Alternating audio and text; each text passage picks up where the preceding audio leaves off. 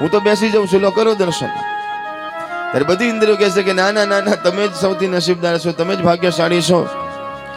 કારણ કે ચરણ ચાલે તો ભગવાનના સુધી જવાય ને, તો આંખને દર્શન થાય, તો કાનને શ્રવણ થાય, નહીં તો ઘરમાં ને ઘરમાં બેઠા રહે એને ના થાય કંઈ. માટે આજે બધા જ એટલા બધા રાજી છે, બધા જ એટલા પ્રસન્ન છે, બધાને એટલી બધી એમ કહેવાય કે ભગવાન કનૈયાના દર્શન કરવાની એટલી બધી લાલસા છે. ગોકુળના ગ્વાલા બધા નંદ બાબાને વધાઈ આપવા માટે જાય છે. બાબા પણ એટલા બધા પ્રસન્ન છે. કોઈ આવીને કહે કે બાબા દીકરાના જન્મની વધાઈ, અરે તમારા બધાને આશીર્વાદ છે. પોતાના સેવકને કહે છે કે આ ભૂદેવ આવીને મને વધાઈ આપી છે, એ કામ કરો 500 ગાય આપો એને. 500 ગાયનું દાન કરે છે. એ બ્રાહ્મણ ઘેર જાય છે, એની પત્ની કહે છે કે શું લાવ્યા? કે 500 ગાય આપી મને. પત્ની એટલા બધા રાજી થઈ ગયા, એટલા બધા પ્રસન્ન થઈ ગયા કે આનંદ બાબા પોતાનો ખજાનો ખાલી કરવા બેઠા છે. સંતો કહે છે કે 9 લાખ ગાયો હતી એમની પાસે, એમાંથી 2 લાખ ગાયોનું દાન કરે છે નંદ બાબા. વસ્ત્ર દાન કરે છે, અન્નનું દાન કરે છે, ધનનું દાન કરે છે અને ગૌદાન કરે છે. કહેવાય કે આમાં એક ભૂદેવ આવે છે, વધાઈ આપી કે બાબા વધાઈ હો. નંદ બાબા ને કહે છે કે તમારા ઘેર દીકરાનો જન્મ થાય ને એના માટે હું અનુષ્ઠાન કરતો હતો. કેટલા વર્ષોથી મેં તમારા માટે અનુષ્ઠાન કર્યું, કેટલી 11ના ઉપવાસ કર્યા, અને મારા માટે નહોતું માંગ્યું પણ તમારા માટે માંગ્યું હતું. મારા ઘરમાં દીકરો નથી, પણ મેં કોઈ દિવસ ભગવાને નથી કીધું કે મને દીકરો આપો, પણ હું રોજ પ્રાર્થના કરતો હતો કે મારા નંદ બાબાના ઘેરમાં, યશોદાના ઘેર દીકરાનો જન્મ થાય. અને મારી પ્રાર્થના ભગવાને સાંભળી લીધી. તમારા ઘેર દીકરાનો જન્મ થયો, દીકરો તમારો ખૂબ લાંબુ જીવે, મારા ખૂબ આશીર્વાદ છે. નંદ બાબા કહે છે કે દીકરો મારો નથી, દીકરો તમારો જ છે, તમારા આશીર્વાદથી જ આવ્યો છે. કે હા હા બાબા હા. ખૂબ ધન આપે છે, ખૂબ સંપત્તિ આપે છે. એમાં એક ગોવાળ દોડતો દોડતો આવે છે, નંદ બાબાને કહે છે કે વધાઈ હો. નંદ બાબા કે ઉભો રે, મારા મનમાં સંકલ્પ હતો ક્યારનો કે તું આવે તો મારે તને બહુ મોટું દાન આપવું છે. કહેવાય છે કે હું તને 4000 ગાયોનું દાન આપું છું, લઈ જા. પણ કહે છે કે બાબા મારા ઘરમાં રાખવાની જગ્યા નથી, મારી પાસે જમીન નથી, એને કેવી રીતે પાલન પોષણ થશે? તો કે માણસો પણ હું આપીશ, જગ્યા પણ હું આપીશ, વ્યવસ્થા પણ બધી હું કરીશ. 4000 ગાયનું દાન હું તને આપું છું, લઈ જા. હવે આગળ ગોવાળ જાય છે ને પાછળ ગાયો બધી. ગોવાળના ઘરમાં ગાયો, અગાશીમાં ગાયો, જ્યાં જુઓ ત્યાં ગાયો થઈ ગઈ છે. એની પત્ની બહાર હતી, બહારથી અચાનક આવી. એને કીધું કે આ બધું શું છે? આ કોણ લાવ્યું? ક્યાંથી લાવ્યા? એટલે કે નંદ બાબાને વધાઈ આપી તો મને 4000 ગાયનું દાન કર્યું છે. કહેવાય કે ગોપી એટલી બધી ગુસ્સે થઈ કે તમારે બીજું કંઈ લેવું તો આ ગાય લાય, આની સેવા કરવી પડશે. એને રાખવા માટેની જગ્યા, માણસો આપણી પાસે ક્યાં છે? કે બધું જ નંદ બાબા આપશે. અરે પણ તમારે થોડો વિચાર તો કરવો જોઈએ ને. ત્યારે ગોવાળે કીધું કે હું બહુ વિચાર કરીને જ લાવ્યો છું. નંદ બાબાએ મને ગાયો આપી છે, પણ મને વિચાર આવ્યો કે 4000 ગાયો છે, એમાંથી 2000 ગાયો તારા ભાઈના ઘેર મોકલાવી દઈશું, અને 2000 ગાયો તારા જીજાને આપી દઈશું. ગોપી એટલી બધી ખુશ થઈ ગયા કે વાહ વાહ, શું વાત કરો છો? બીજો એક આંટો મારી આવો. તમે મારી આટલી બધી એમ કહેવાય કે ચિંતા કરો છો, મારા ભાઈને ત્યાં મોકલશો? વાહ ભાઈ વાહ. ચારે બાજુ એમ કહેવાય કે એટલો બધો આનંદ છે. દિવસો વીતવા લાગ્યા છે. માં ભગવાનને ધીરે ધીરે એમ કહેવાય કે સુંદર મજાના દર્શન કરે છે અને દર્શનમાં મગ્ન બની છે. કહેવાય કે દેવી દેવતાઓ પણ ભગવાનના દર્શન કરવા માટે આવવા લાગ્યા છે.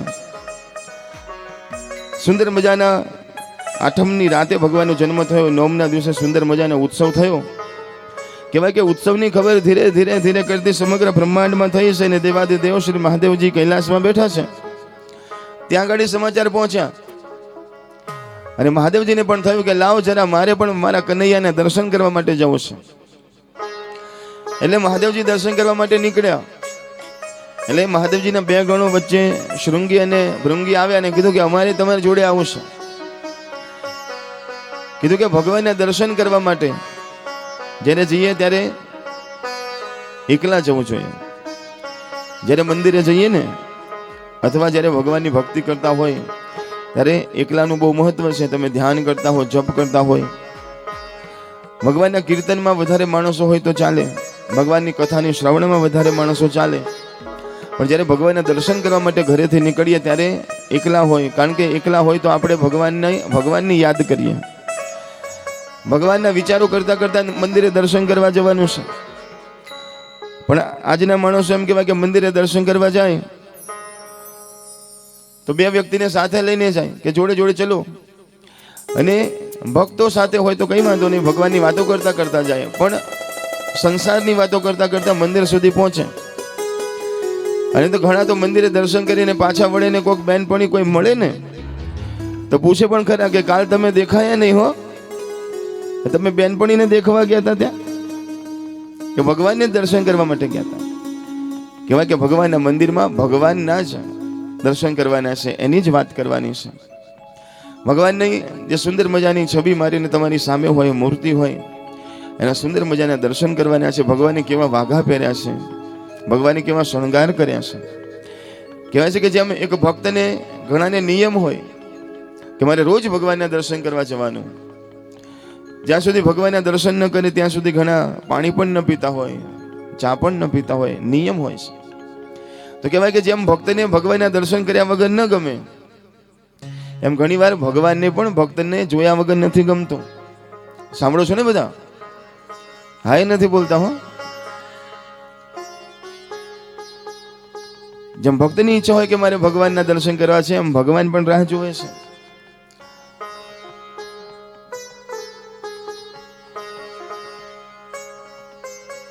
મુંબઈથી એક ટ્રેન છે ને મથુરા જતી હતી, અને અંદર ઘણા બધા સંતો બેઠા હતા. બધા સંતો, એમાં ઘણા સંતો પહેલી વાર મથુરા જતા હતા ભગવાનના દર્શન કરવા માટે.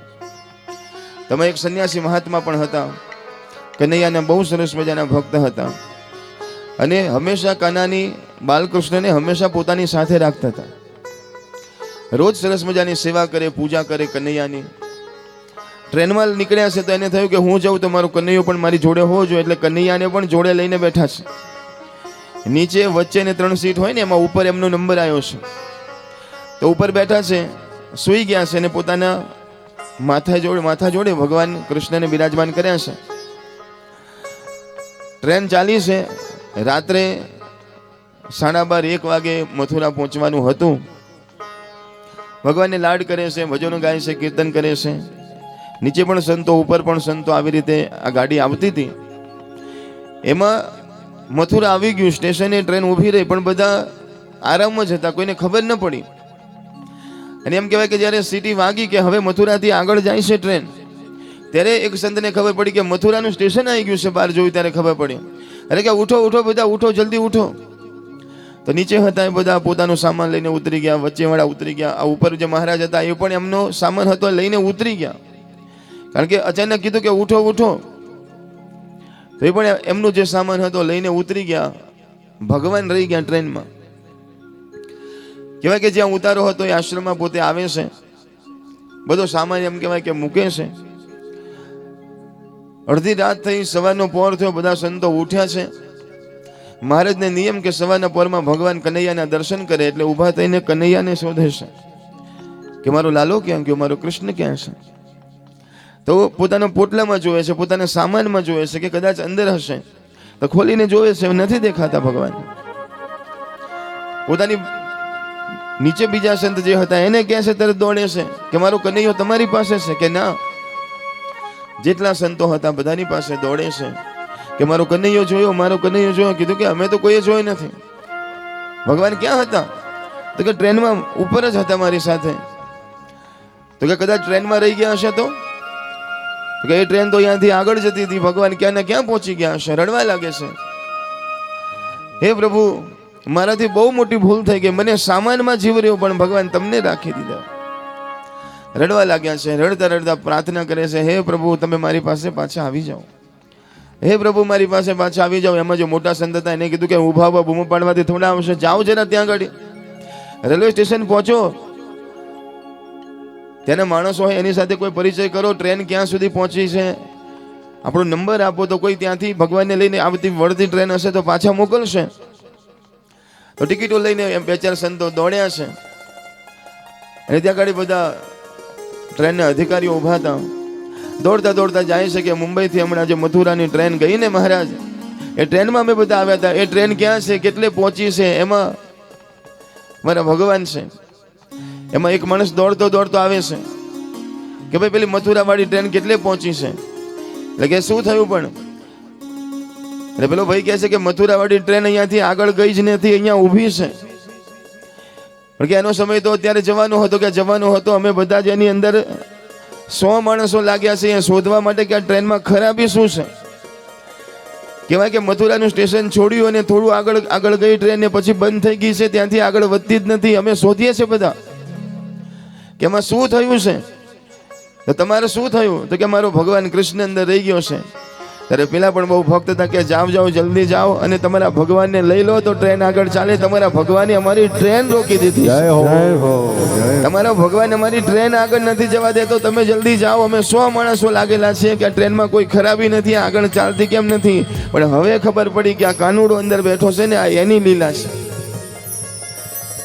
મહારાજ અંદર જાય છે ને ઉપર જોવે છે તો ભગવાન બાલકૃષ્ણલાલ બિરાજમાન હતા. રડતા રડતા ભગવાનને લે છે કે માફ કરજો પ્રભુ, માફ કરજો, મારી ભૂલ થઈ ગઈ. કહેવાય કે જેમ એક ભક્તને ભગવાન સાથે પ્રેમ ને, એમ ભગવાનને પણ પોતાના ભક્ત સાથે પ્રેમ હોય છે. અને ભગવાન સાથે પ્રેમ કરજો એનું જ મહત્વ છે. લાડ કરવા હોય તો સંસારમાં લાડ કરવાની જરૂર નથી. માં જશોદાની જેમ ભગવાન કૃષ્ણને લાડ કરજો. નિયમ બનાવો તો ભગવાનની સેવાના નિયમ બનાવજો, પૂજાના નિયમ બનાવજો. અને ભગવાન કૃષ્ણ આપણા ઘરની અંદર બિરાજમાન હોય, આપણા ઘરની અંદર જે ભગવાન બિરાજમાન હોય એની સરસ મજાની રોજ સેવા કરજો. કનૈયાના ભક્તો એવા ભક્તો જોયા છે કે કનૈયાના 1000 વાર દિવસમાં દર્શન કરે. સુવે તો એને જોવાનો, રાતમાં ઊભા થાય તો મારો કનૈયો શું કરે છે. એની પાસે હંમેશા કંઈ ને કંઈ ભોજન રાખવું પડે. સાંભળો છો ને બધા? જેના ઘરની અંદર બાલકૃષ્ણલાલ હોય એની આગળ એક નાની વાટકી હંમેશા હોવી જોઈએ. એમાં ભલે સિંગ સાકર જ હોય, 2 બદામ મૂકી હોય, કારણ કે બાળકને તો ગમે ત્યારે ભૂખ લાગે. સરસ મજાના નાના પાત્રમાં દૂધ હોય થોડું. સવારે ઉઠે સાંજ સુધી મારો લાલો, મારો લાલો, મારો લાલો, ત્યારે ભગવાન રાજી થાય છે. માટે બાલકૃષ્ણલાલની ભક્તિ ઘણા ભક્તો કરે છે. માં જશોદા ભગવાન કૃષ્ણની એવી ભક્તિ કરી છે કે ભગવાનને વશ કરી દીધા. ભગવાન ખુદ એમના ઘરે પ્રગટ થયા છે. નિયમ બનાવજો ભગવાનની ભક્તિ કરવાના, સુંદર મજાનો ભાવથી. કહેવાય કે અમુક ઉંમર થઈ જાય અને કદાચ એમ કહેવાય કે જેમ બીજા સેવા કરી શકે એવા આપણે સેવા ન કરી શકીએ તો મનથી પણ ભગવાનની સેવા થાય.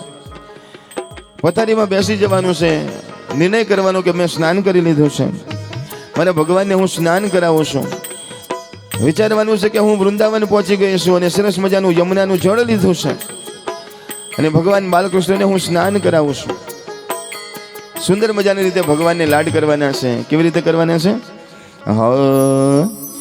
યમુના જળમાં કેસર ઘોડી સ્નાન કરાવું શામળા. યમુના જળમાં કેસર ઘોડી સ્નાન કરાવું શામળા. યમુના જળમાં કેસર ઘોડી સ્નાન કરાવું શામળા.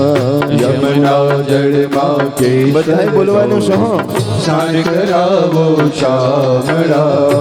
હલકે હાથે અંગો ચોડી લડ લડાવું શામળા. હળવે હાથે અંગો ચોડી લાડ લડાવો શામળા. હા યમુના જળમાં કેસર ઘોડી સ્નાન કરાવો શામળા. યમુના જળમાં કેસર ઘોડી સ્નાન કરાવો શામળા. કુમકુમ કેરું તિલક લગાવું ત્રિકમ તારા ભાલમાં. કુમકુમ કેરું તિલક લગાવો ત્રિકમ તારા ભાલમાં. બધા બોલો છો ને? આ ભજનમાં તાળી નહીં પાડો તો ચાલશે, પણ ગાવું બધાએ પણ છે.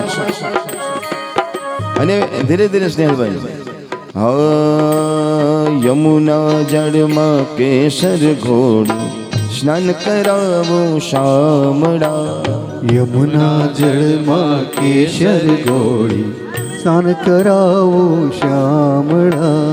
કુમકુમ કેરું તિલક લગાવું ત્રિકમ તારા ભાલમાં.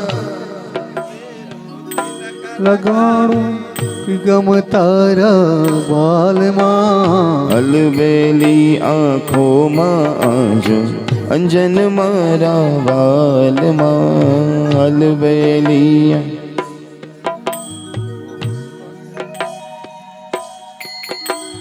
યમુના જળમાં કેસર ઘોળી સ્નાન કરાવો શામળા.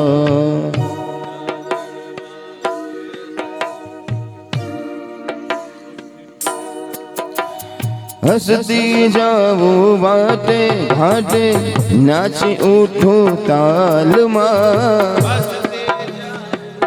તે ઘાટે નાચી ઉઠો તાનમાં. હસતી જાઓ વાટે ઘાટે નાચી ઉઠો તાલમાં. હસતી જાઓ વાટે ઘાટે નાચી ઉઠો તરતાલમાં. નજર ન લાગે શ્યામ સુંદર ને ટપકા કરી દઉં ગાલમાં. નજર ન લાગે શ્યામ સુંદર ટપકા કરી દઉં ગાલમાં. આ યમુના જળમાં કેસર ઘોળી સ્નાન કરાવો શામળા. યમુના જળમાં કેસર ઘોળી સ્નાન કરાવો શ્યામળા. આ પગમાં જાજર છુમ છુમ બાજે કરમાં કંકણ વાલમાં. પગમાં જાજર છમ છમ બાજે વાલમાં. પગમાં જાજર છુમ છુમ બાજે કરમાં કંકણ વાલમાં. પગમાં જાજર છમ છમ બાજે કર્મ કંકર વાલમાં. કંઠે માળા કાનમાં કુંડળ ચોર ચિતડો ચાલમાં. કંડા જળમાં કેસર ઘોળી સ્નાન કરાવો શ્યામળા. આ યમુના જળમાં કેસર ઘોળી સ્નાન કરાવો શામળા. યમુના જળમાં કેસર ઘોળી સ્નાન કરાવો અને શ્યામળા. જ્યારે સવારના પોરમાં ભગવાનને તૈયાર કરો ને ત્યારે સરસ મજાના મુગટ પહેરાવાના હોય, પણ જ્યારે સાંજ પડે ત્યારે મુગટ પાછા મૂકી દેવાના હોય. સાંભળો છો ને બધા? જેમ આપણે ભારે કપડાં પહેરીને નીકળીએ, પણ જ્યારે સાંજ પડે એટલે હળવા કપડાં પહેરી એમ ભગવાનને પણ હળવા વસ્ત્રો ધારણ કરાવવાના હોય. પણ જ્યારે સવારે તૈયાર કરીએ ત્યારે મોર મુકુટ માથે પહેરાવો મોરલી આપું હાથમાં. મોર મુકુટ માથે પહેરાવો મુરલી આપો હાથમાં. મોર મુકુટ માથે પહેરાવો મુરલી આપું હાથમાં. મોર મુકુટ માથે પહેરાવો મુરલી આપો હાથમાં. કૃષ્ણ કૃપાળુ નિરખી શોભા સગડ સગડી વાસના. યમુના જળમાં કેસર ઘોળી સ્નાન કરાવો શ્યામળા. હળવે હાથે અંગો ચોડી લાડ લડાવો શામળા. હળવે હાથે અંગો ચોળી સ્નાન કરાવો શ્યામળા. સ્નાન કરાવો શામળા. સ્નાન કરાવો શ્યામળા. સ્નાન કરાવો શામળા. સ્નાન કરાવો કૃષ્ણ શ્યામળા. કનૈયા લાલ કી જય. આપણી કથાની અંદર ઘણા મોઘેરા મહેમાનો પધાર્યા છે. આપણે મહેન્દ્રભાઈને વિનંતી કે જરા એમનું સ્વાગત કરે. શ્રીમદ ભાગવત સપ્તાહ જ્ઞાનયજ્ઞના 5મા દિવસે Gandhinagar municipal corporation Gandhinagar ward number 10 ના આપણા કોર્પોરેટરશ્રીઓ આજે આપણા આમંત્રણને માન આપી આ એક પાવન પ્રસંગમાં ઉપસ્થિત થયા છીએ. તો એક પરિવારજન તરીકે આપણી એક ફરજ થઈ પડે છે કે ભાઈ આપણે એમનું સન્માન કરવું ઘટે. કારણ કે આપણને અત્યારે હાલ ખબર છે માહોલ ચૂંટણીનો છે, એમની પાસે મર્યાદિત સમય હોવાની એ સમયમાંથી પણ સમય શોધી અને આવા પ્રસંગમાં હાજરી આપે એ આપણા માટે ખૂબ ગર્વની બાબત છે. તો એમને તાળીઓ પાડી પહેલાં તો આપણે વધાવીશું, તમામ શ્રીને તાળીઓ પાડી આપણે વધાવીશું. અને હું જે પ્રમાણે નામ બોલું એ તમામ આપણા કોર્પોરેટરશ્રીઓ અને સાથે સાથે અહીંયા ઉપસ્થિત આજે શ્રીમાન પંકજભાઈ સાહેબ, પંકજભાઈ ડી મોદી સાહેબ પણ આજે ઉપસ્થિત છે અને આ કોર્પોરેટરશ્રીઓ પણ અહીંયા ઉપસ્થિત છે. તો હું દરેકને નામ બોલી વિનંતી કરું, એ સ્ટેજ ઉપર આવશે અને પોતાનું સ્થાન ગ્રહણ કરશે. તો સૌથી પહેલાં શ્રીમાન પંકજભાઈ ડી મોદી સાહેબ આવશે. ત્યાર પછી શ્રીમાન Popatji હેમતુજી Gohil ward number 10ના corporator પણ આવશે. મીરાબેન મિતેશભાઈ પટેલ એ પણ પોતાનું અહીંયા સ્થાન શોભાવશે. તેજલબેન યોગેશભાઈ ન્યાયી એ પણ સ્ટેજ ઉપર આવી પોતાનું સ્થાન ગ્રહણ કરશે. સાથે યોગેશભાઈ ભીખાભાઈ એ પણ સ્ટેજ ઉપર આવશે. મિતેશભાઈ, જો કે મને તો મિતેશભાઈ નામની ખબર નથી પણ હવે ખબર પડી, યોગેશભાઈ ભોગીલાલ એ પણ અહીંયા સ્ટેજ ઉપર આવશે. યોગેશભાઈ પણ અને પંકજભાઈ સાહેબની સાથે સીતાબેન પણ અહીંયા ઉપસ્થિત હોય, સીતાબેન પણ આવશે, જોડે સીતાબેન પણ આવશે.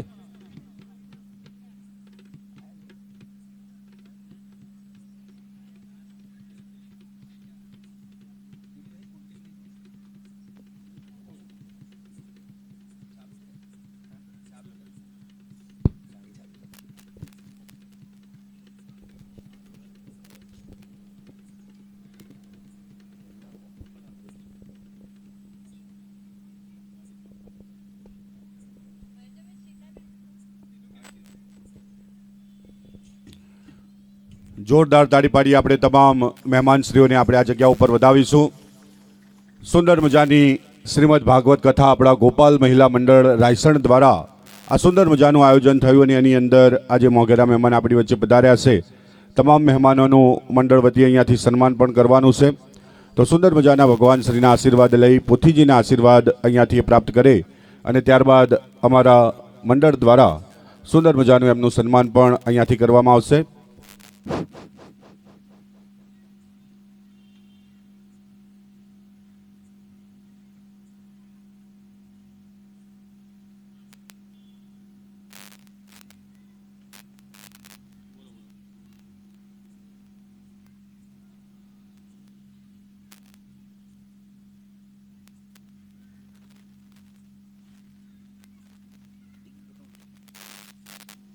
દરેકને વિનંતી પોતાનું આસન લેશે.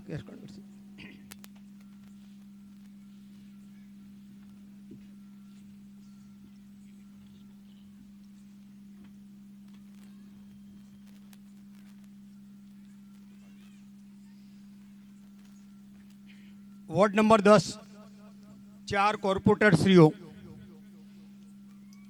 પણ આજે કોઈ ચોક્કસ કારણસર મહેન્દ્રભાઈ પટેલ ઉર્ફે દાસભાઈ ઉપસ્થિત રહી શક્યા નથી, પણ એમને આપણને સંદેશો મોકલેલ છે કે દર ગુજર કરશો આવવાનું હતું પણ આવી શક્યો નથી.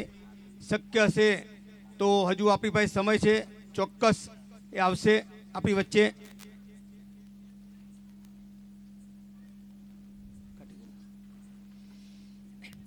સૌથી પહેલા પોપટજી હેમતુજી ગોહિલ સાહેબનું કરું.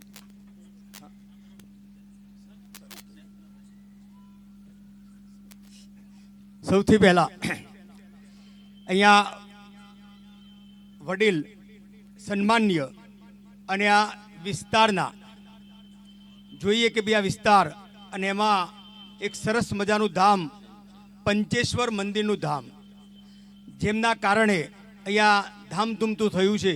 અને આ વિસ્તારના તમામ ભાઈ બહેનો રોજ તમે સવાર સાંજ જુઓ તો ઉત્સાહભેર જે લાભ લઈ શકે છે એના માટે જવાબદાર જો હોય કોઈ તો આપણા પંકજભાઈ સાહેબ છે, એમના માટે જોરદાર તાળીઓ પાડીશું આપણે.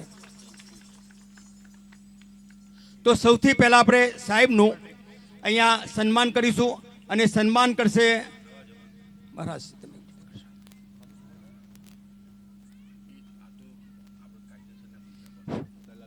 ખૂબ ખૂબ તાળીઓ પાડીને વધાવીશું ભાઈ. આજે આપણા માટે આ ગૌરવ લેવાની બાબત છે કે ભાઈ 140 કરોડની વસ્તી ધરાવતો ભારત દેશ અને એ દેશનું જે નેતૃત્વ કરનાર જો હોય કે જેને કહી શકીએ કે જેના માટે એવો શબ્દ વાપરીએ કે ભાઈ આપણે સિંહ કહી શકીએ ગુજરાતના, એવા આપણા નરેન્દ્રભાઈ મોદી સાહેબ અને એમના ભાઈ શ્રી અહીંયા પંકજભાઈ સાહેબ જો આપણી સાથે હોય તો આનાથી બીજું કોઈ મોટું ગર્વની બાબત નથી આપણા માટે. હવે શ્રીમાન પોપટજી હેમતુજી ગોહિલ સાહેબ, વોર્ડ નંબર 10, તો એમનું સન્માન કરાવીશું આપણે.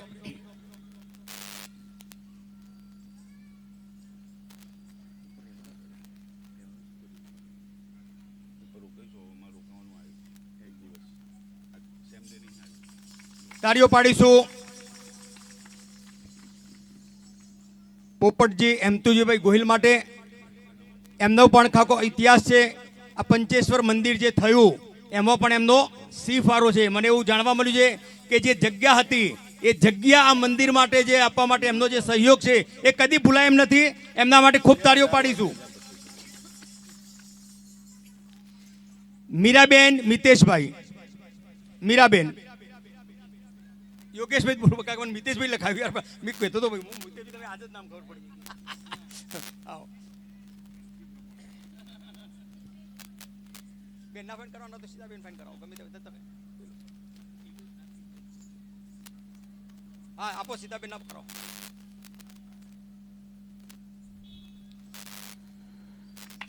તાળીઓ પાડીશું મીરાબેન માટે. ખૂબ જાગૃત છે.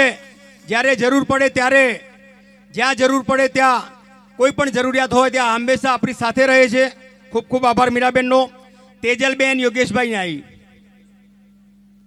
એમનું સન્માન પણ કરાવો બેનના જોડે, સીતાબેન જોડે.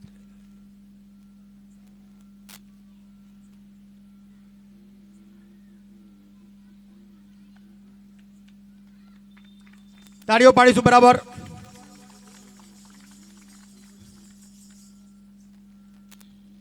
સાથે ઉપસ્થિત વડીલ યોગેશભાઈ પણ છે તો એમનું પણ આપણે સન્માન કરીશું. કરીએ એમની વાંધો નહીં. મહારાજને આપજો સાલ.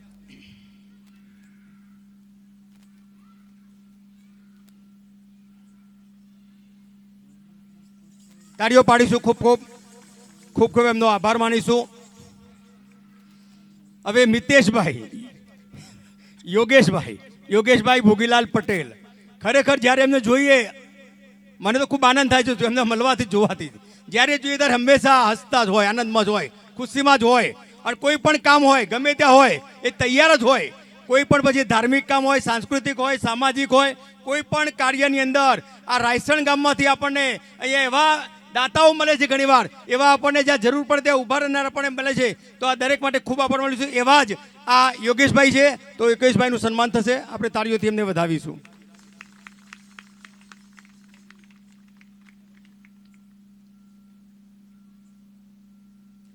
અને હવે સીતાબેન બાકી છે તો રમીલાબેન તમે સીતાબેનનું સન્માન કરશો. સીતાબેનનું ક્યાં થઈ ગયું છે?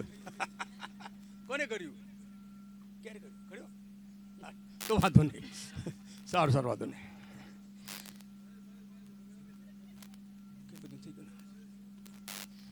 તો આજે ઉપસ્થિત આ તમામ મહેમાનો માટે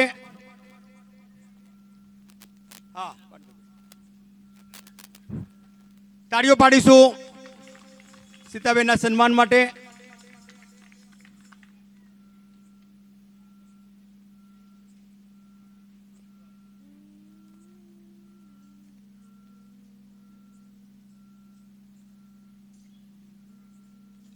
ફરી એકવાર સમૂહમાં સાથે તાળીઓ પાડી એમને વધાવીશું, કારણ કે એમની પાસે સમય ઓછો છે. એ આપણી વચ્ચેથી ટૂંક સમયમાં વિદાય લેશે. ખૂબ ખૂબ આભાર દરેકનો. અહીંયા આપણી વચ્ચે આભાર રહ્યા એ બદલ.